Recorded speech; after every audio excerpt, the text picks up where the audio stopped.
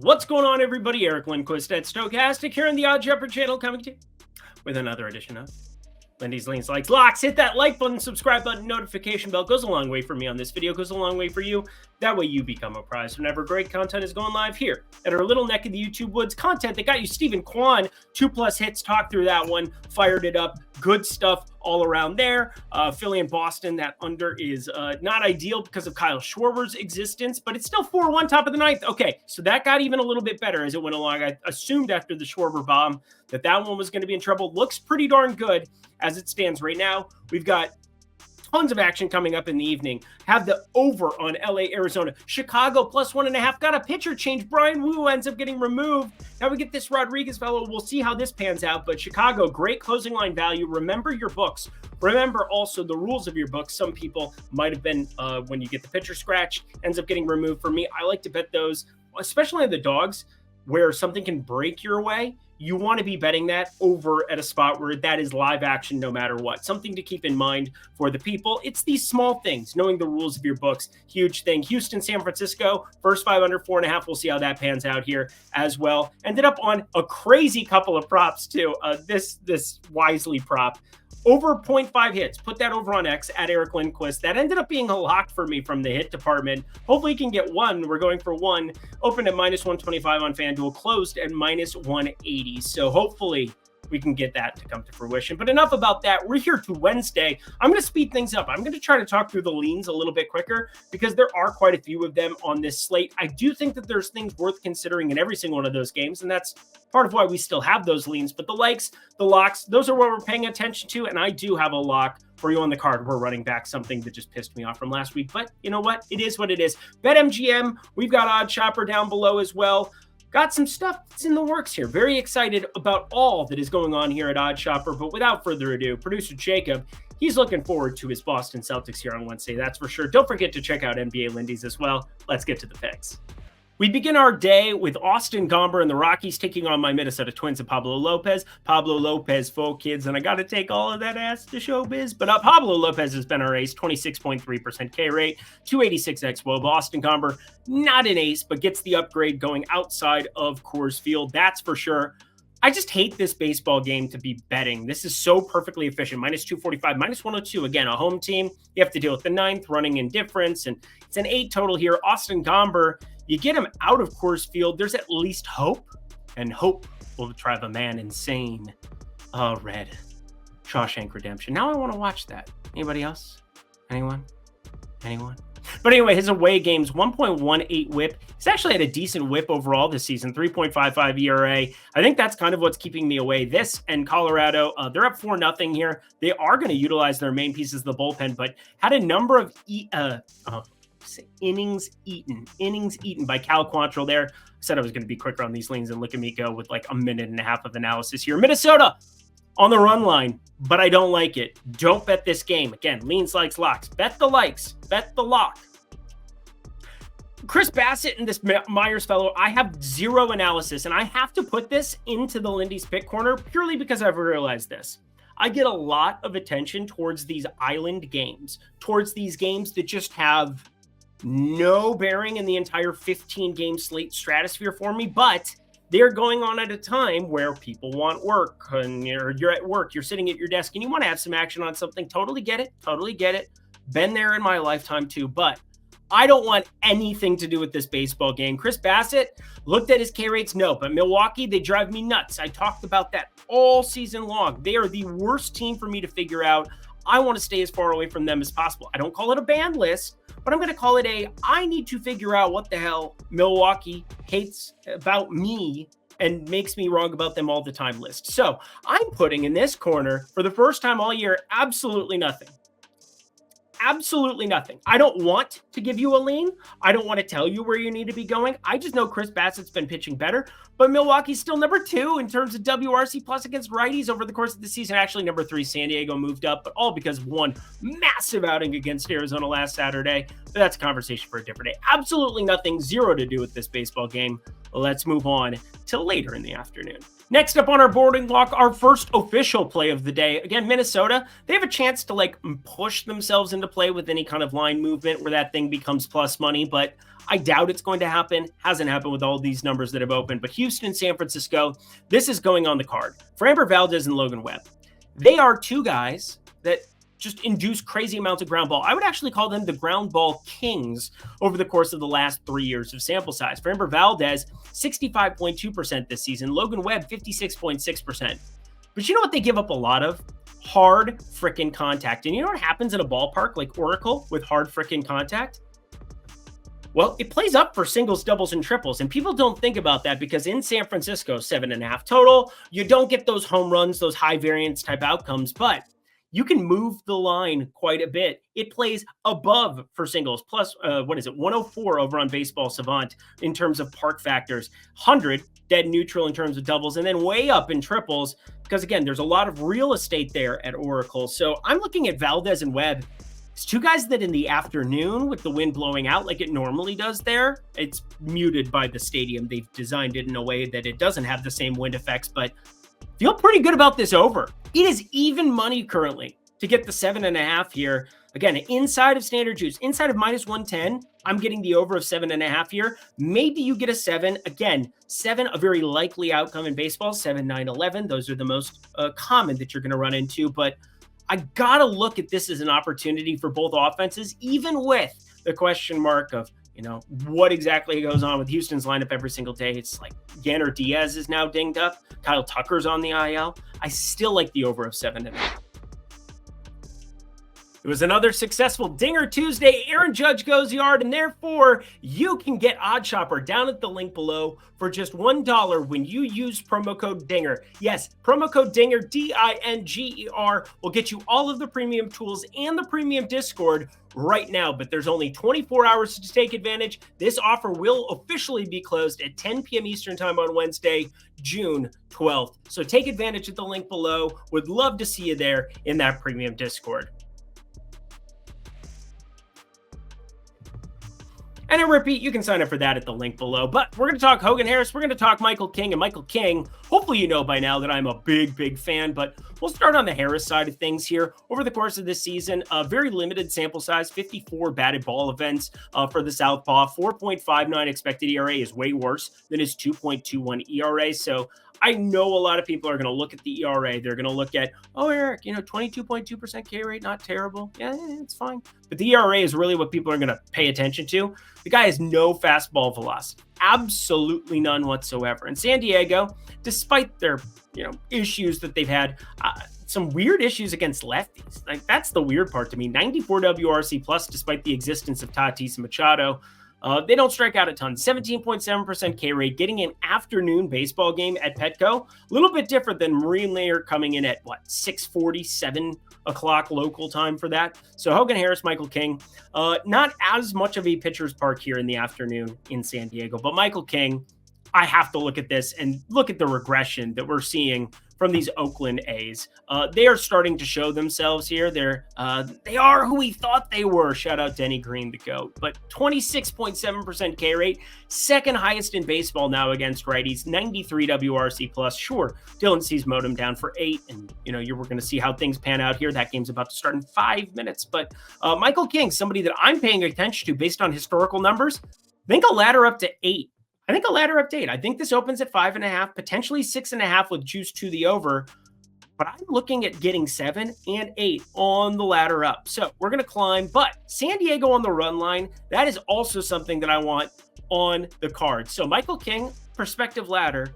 But we are definitely going to the run line. And again, one home run line, one road run line on today's card, and then a couple that I'm leaning towards, but this is my favorite of them. If you prefer one of the two later leans, go right ahead. It's about a 2-3% difference for me in terms of expected value between them, but San Diego, that's my priority. Oakland does not look the same. Cade Povich on the other side of things. Is he related to Maury Povich? That would be amazing. But 345 expected slugging, 199 expected batting average here for Cade. This is a kid who used to be in my Minnesota Twins system. He's a southpaw there, moved around things, did whatever, but he's got 50% fastball usage. Doesn't throw it fast, though, 92 miles per hour, but a 3.71 expected ERA is way better than the 10 ERA that we're looking at here. And yet, even in Baltimore, even with him being a southpaw, I still find runs to be the more advantageous side things. Now, Atlanta, they've fallen a little bit by the wayside, that's for sure. But Schwellenbach, he's not going to help the case. I mean, what, 20% K rates? Okay, whatever. 53% hard hit, that's a problem. I think both these pitchers are in for a long afternoon / getting into the evening here, but I definitely like the over for this one. It's just not going to go on the card at 9.5. I'm leaning towards it, but I'm not going to bet it. 9? If it were 9, I would actually have a discussion. Why did I say actually twice? That was weird. Whatever. Let's go to the next one.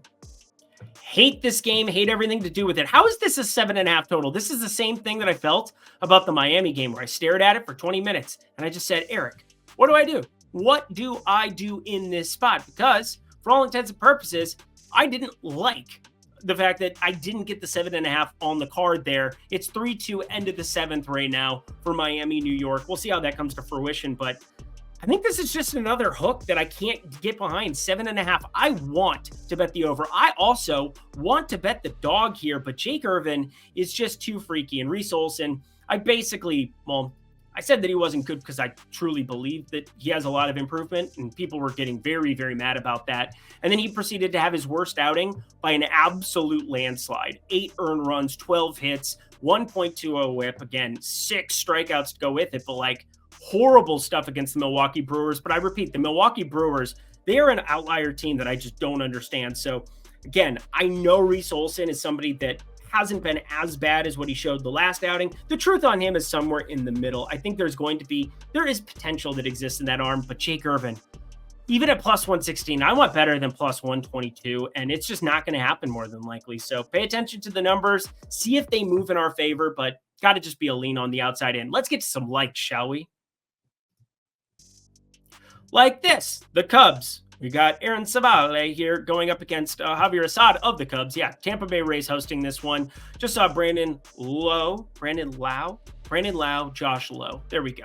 Always have to say them like back to back to remind myself. But anyway, just the only reason that I'm paying attention to this game in the box score as we're covering this one is bullpen usage. I'm trying to update that live for you. Hopefully you saw that, but ends up being a 5-2 W there for Tampa Bay. Brandon Lau hits a 3-run, closing out that one. Congratulations if you back the Rays. I didn't touch that. But anyway, Javier Assad, friends, he's been the better pitcher between the two over the course of the season, which is strange to say because, you know, Aaron Savale had some definite things that improved last season. We've seen Tampa Bay revamp a lot of arms, but I will say Randy Arozarena got scratched today, but he's been one of the worst hitters in baseball, one of the worst looking contracts in baseball. If you just look at his numbers on the surface right now, 208 expected batting average, 26.5% K rate, 302 xWOBA. 302 is like replacement level. Like you can truly find a lot of people to have a 302 xWOBA. So that's not good to see, but he got scratched. Doesn't even matter if he's in that lineup based on these numbers, but Javier Assad, he's been all right. He is somebody that does give up some of that fly ball contact, but you go into Tampa, park upgrade compared to the Wrigley with the wind at your back that we've seen for him a couple of times. That's not good. It's pitcher's park when the wind's blowing in. The most effective pitcher's park in terms of weather variables. But Aaron Savale, 44% hard hit, 259 expected batting average, does have a 23.4% K rate, which is useful against some of these Cubs, but giving up enough hard contact. I think we're going to be looking at some solo shots too in the betting market, but Cubs, money line. Hey, Chicago, what do you say? Cubs are gonna win today. Only for a half unit, not a lock. This is freaky. I'm looking at my graph right now. I've bet 3 totals in Great American Small Park this season, and I'm 3-0, and they're all unders. Let's go for 4. Tanner Bybee going up against Nick Lodolo, and I did say Bybee because he's been improved enough that I want to give him his due and pronounce his name correctly. 34.9% hard hit, 25.9% K rate here for the righty, 3.73 ERA, a little bit better than his 3.92 expected ERA, but kind of getting back to what he does, which is just limiting some of the hard contact, finding ways to be a successful pitcher. Hasn't given up more than 3 earned runs now in a start since the 8th of May. So it's been over a month now for him. Hopefully that trend continues in Great American Small Park. And Nick Lodolo, he's the better pitcher between the two. He's really good. 217 expected batting average, 278 xWOBA. Does have to deal with some of these Guardians of the Galaxy, and David Fry, who's number 1 in baseball in terms of WRC plus against lefties, which is so unbelievably wild for a guy that nobody knew who he was when we were drafting our teams once upon a time in the fantasy streets. But that is neither here nor there. You still, against Southpaws, have Cleveland with a 118 WRC plus. It's freaky, but I'm getting 8.5. Nick Lodolo is really good. The curveball is very nice, very nice. I like the under here, friends. Half unit play for me. Yeah. Let's go 4-0 here at Great American Small Park unders. Wild that that's actually the case, but hey, that's math. And hey, that's BetMGM. First bet safety net up to $1,500. Get your bonus bets if your first bet loses. What does it all mean, Basil? I will tell you. If you go to the link below, you sign up at BetMGM and you deposit $25 or more, and you bet $25 or more on any single thing on the board, it comes back to you in bonus bets if it loses. If it wins, you keep the money. So that's $200 bet, $400 bet, $500 bet, $700 bet, $694.86 bet. All of that comes back to you, no matter what it is on that first bet, if it loses. Great opportunity to take a huge swing at something, and if it misses, comes back to you in bonus bets, only if you're 21 and over. If you have a gambling problem, please call 1-800-GAMBLER. Back to the picks we go. Very little to say here. Braxton Garrett, I'm mad at you. Again, everything lined up for him to have a really good outing, to have that K-ladder. I'm not going to touch it against the Mets, that's for sure.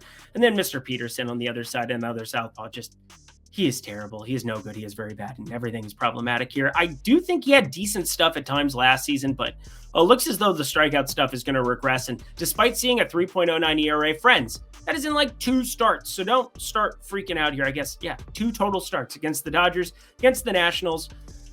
He still had nearly it's north of a 5 expected ERA. So do not back these guys. Do not collect go. Do not pass go. Do not collect whatever $1 million. $200, whatever it is. Over 7.5. Again, I look at these totals and I feel like I'm taking crazy pills, but I'm not going to bet this yet again. God forbid this goes over back-to-back days. Again, I don't know what it's at here. Let me double check. 3-2 going to the bottom of the 8th. I feel ridiculous that I don't have this on the card. Again, it's grading out decently well, but these lineups, man, they're trash. You know, a lineup that's not trash, the Philadelphia Phillies, Kyle Schwarber, double dong season, Christopher Sanchez, Nick Pivetta, 2 pitchers with lots of decent stuff. Now, Christopher Sanchez, he can get you a ground ball, baby. He will definitely do that from time to time, sitting with a 62.7% ground ball rate. Once you know it, though, backing him as a lock, 0-1. Thanks, Los Angeles Angels. You want to know if I keep track of this shit? I keep track of this shit. Again, the locks are going to come around, friends. The locks are going to come around. The likes, we've been very profitable over the last month, and I feel very nice about that. But I want everything to start coming to fruition. I want all the pieces all the time. It's like Veruca, so, Daddy, I want it now. But Nick Pivetta, he has crazy stuff. 31.1% K rate, but lots of hard hit and a 10.6% barrel percentage. I have to try to take shots on this. I just have to. Again, it's a pitcher with great stuff, but despite a 28.4% K rate against lefties, he gives up a 214 expected ISO. Despite a 33.7% K rate against righties, a 194 expected ISO. So let's go to the 2 power bats that aren't Schwarber coming off of the double dong, because that number is going to be inflated. It just is, trust me. I've done this before. Bryce Harper and Alec Boehm to home run. Some of you are going to put those together as a single game parlay. I know you. I'm betting them individually. If you want to hit them both, yeah. All right, friends. The last 2 locks have been plus money propositions. We are going to a favorite here, but a favorite at minus 166 that should be minus 185 on the Cardinals side. Sonny Gray coming off of his worst start of the season. We're going to be backing him against Bailey Falter. We are going to hope he falters here in this start, which shouldn't be too hard for him with a 493 expected slugging, 351 xWOBA, and a 10.1% barrel percentage. He gives high fly ball contact. He did so in Chino Hills, where he went to high school. He also is going to do this, friends. Chino Hills, by the way, same high school as the Balls. I think that's kind of a fun deal. I researched Bailey Falter a lot. Just wanted to double check because the locks, if I'm going to put my stamp of approval next to it, I better know for damn sure that I mean it. Bailey Falter has a 5 expected ERA. That is way worse than his 3.69 ERA. I look at the four-seamer curveball. I know that we've had issues with Paul Goldschmidt striking out more than the average bear, not necessarily having his best stuff, but even some of these lefties going up against a southpaw in Falter, Alec Burleson, been decent enough. I think Matt Carpenter will be out of the lineup, but even Brendan Donovan, if he ends up in there, 266 expected batting average against there, only a 13.7% K rate. I think St. Louis is a really good back. And of course, the guy who let us down as a lock last time around, that wasn't very enjoyable. Sonny Gray, 32.8% K rate still, 286 xWOBA still. And I had to go through that last outing purely to check in. Nope, fastball velocity just fine. Same that it's been over the course of 2023 into 2024. He's not a fastball velocity guy by any means. 91.5, 92 on the gun. But he's coming in with that, and that sweeper, friends. That is what we want to really be getting up against Pittsburgh. And going through Pittsburgh numbers, 24.8% K rate, 5th highest in baseball. 82 WRC plus, 3rd worst in baseball. Everything is pointing towards this having to move for sure outside of minus 180. If it doesn't, I feel like I'm taking crazy pills. But on FanDuel, jump in now. The water's warm. St. Louis, if you want to put it as a parlay piece, go right ahead for you parlay people. I get it, but minus 166 to win 100. I'm happy to do it. St. Louis money line lock. Let's get those damn things on track. New York and Kansas City. I'm just going to call this a lean like because Petite, he lost his sheep and don't know where to find him.